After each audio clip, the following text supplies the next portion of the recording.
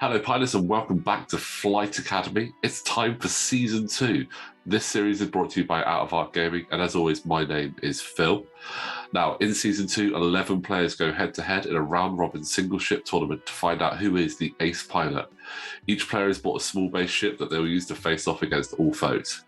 We're using a hybrid variation of the current and old rules, and the format will be in the description below, but we'll go over it in a moment. But joining me for Round 1, Game 1, we have... Hi guys, it's Amy. Hi Amy, welcome back. I hope you're looking forward to Flight Academy. I know I can't wait to see what happens. I'm definitely looking forward to it. This is my first Flight Academy, so I'm very interested to see how it goes.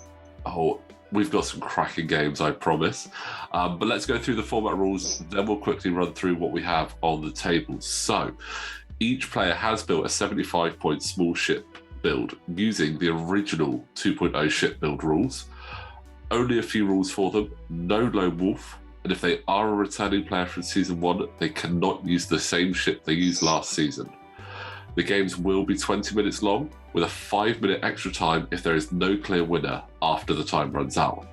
If there's still no clear winner after extra time, we will go to final salvo. Hopefully we won't see too many of those.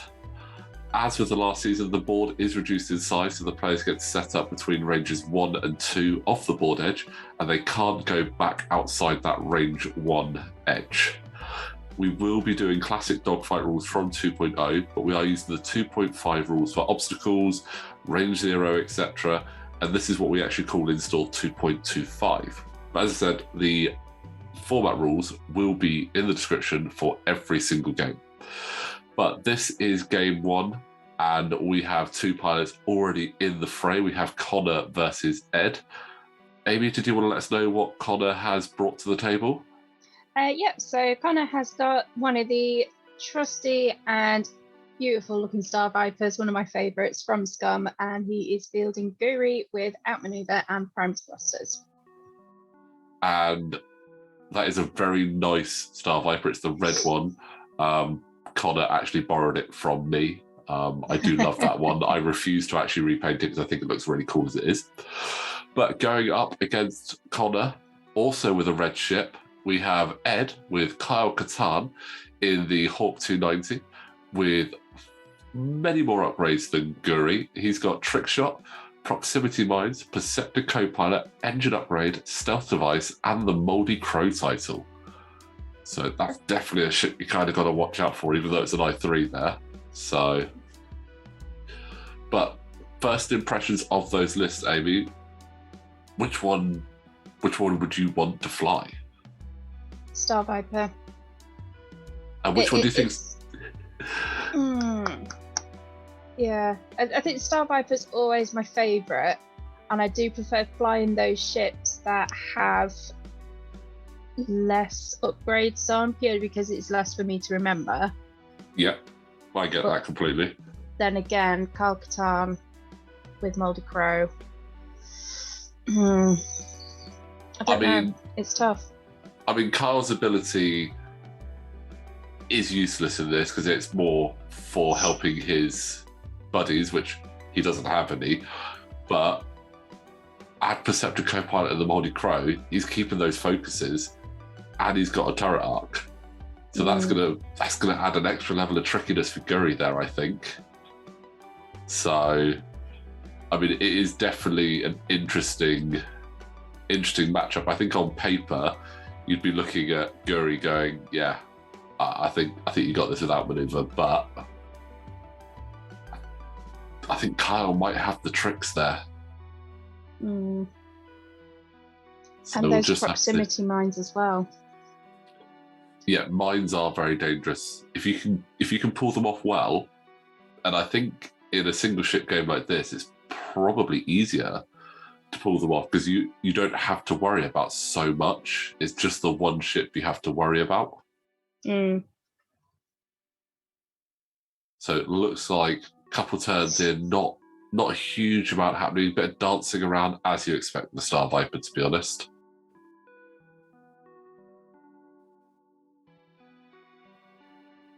So another big question, Amy, if you were actually flying in this, what would be your go-to ship, do you reckon?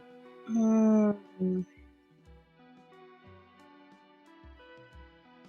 it's going to have to be Empire, which is, is probably no surprise to you guys. I don't know. I'm sort of... I'd love a defender, however, I don't think I'm going to get a decent build within the points limit, so that's completely out. I think either a special forces... You'd get the Delta. Yeah. A special forces tie, I think, could be quite good in this. Back in 2.0 point builds, quick draw, you could build a really scary quick draw for less than 75 points. I mean, I was looking at it, and if people are interested, we do have a Meet the Pilots video that went up last week. We don't actually have any TIE SFs, which does surprise me. 2 seasons in and no TIE SFs, but I think they could be quite scary in this, especially quick draw with the double tap. Oh gosh, yeah. Yeah, I think a TIE SF or a TIE Striker with adaptability runs just for that extra maneuverability. I would have loved to see the Striker as well. It's just that it's similar in a way to the Star Viper or Echo from season 1, in that you just don't know where it's going to end up because it has that additional move. Obviously, the Star Viper and Echo have their bendy barrel, bendy D cloaks. It just adds a level of difficulty to it that I just think would be absolutely brilliant to see. And I'm not going to lie, I think those are some really good options, actually. And if anyone has any ideas of what they would have flown in this, feel free to drop them in the comments. Love to hear what you would have liked to have seen on this. Obviously, elephant in the room, we are doing 2.0 ship builds. The 2.5 update came out a couple of weeks before Flight Academy, so a lot of our players have been geared up ready for this. So we elected to do a hybrid version rather than completely throw a spanner in the works and ask them to make a 2.5 build list. But future seasons, we will be going with the most up-to-date rules. Oh, that's a solid attack coming back there. That's a really solid attack coming back there from Kyle into Guri. That looks like a hit crit and a hull breach on the first crit. That is disappointing for Guri there.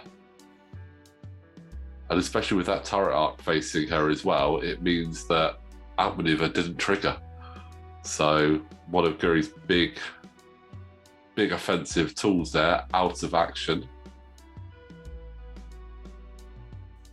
And has Conor predicted that prox mine there? He doesn't have a lot of space to move into, but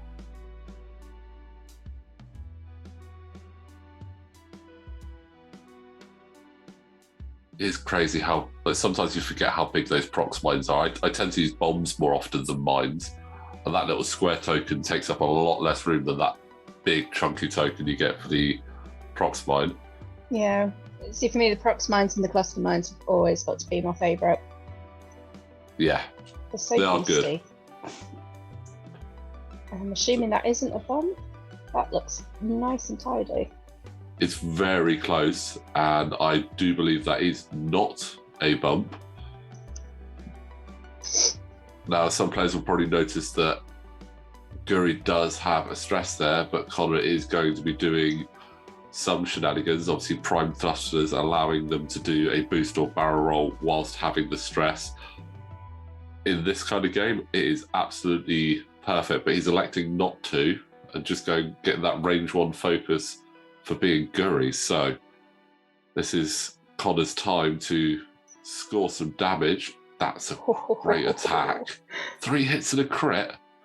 Nice.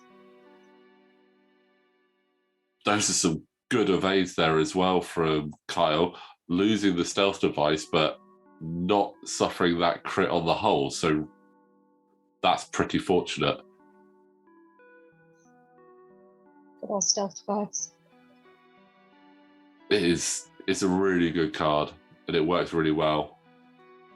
Let's see what can Ed do in response.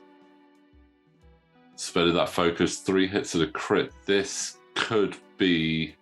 Could be it. Oh no, just 2 hits, but they are both crits because of that whole breach. And we have a stunned pilot and a damage sensor array. That is not good. No.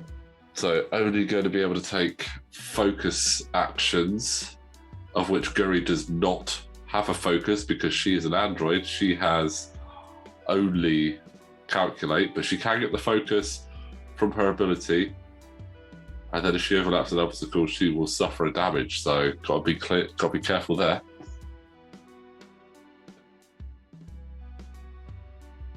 But while we're just waiting for Conor to move, just want to remind you guys that if you do like what we're doing here at Out of Art Game, you can support us on Patreon. The link is in the description below. You do get early access to some of the information about upcoming content, and our top supporters can also tell us what to fly. That can be 2.0 or 2.5. That's a really nice position there for Guri. Oh. He's doing that barrel roll, but he's got a crit to remember about. And this is why sometimes having crit tokens are incredibly handy. So gaining that focus for range 1 is really good. And I believe that does actually get him out of... Oh, no, he's remembered the card. That's good. So remembering he's got that crit, dialing it back, because that would have been really unfortunate for Ed as his arc was in the back.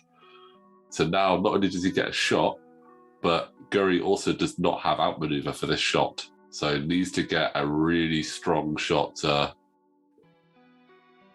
Oof, that'll do. 3 hits and a crit.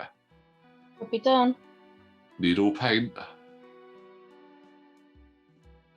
That's 2 evades. Oh, it's going to come down to that crit now, isn't it? Is it going to be a direct hit? Oh, looks like it was 2 crits. Wounded pilot and another damage sensor array. So, that was close there for Kyle. He gets to shoot back, but he's double modded as well right now. So this is going to be absolutely advantageous. Spend that focus, 3 hits.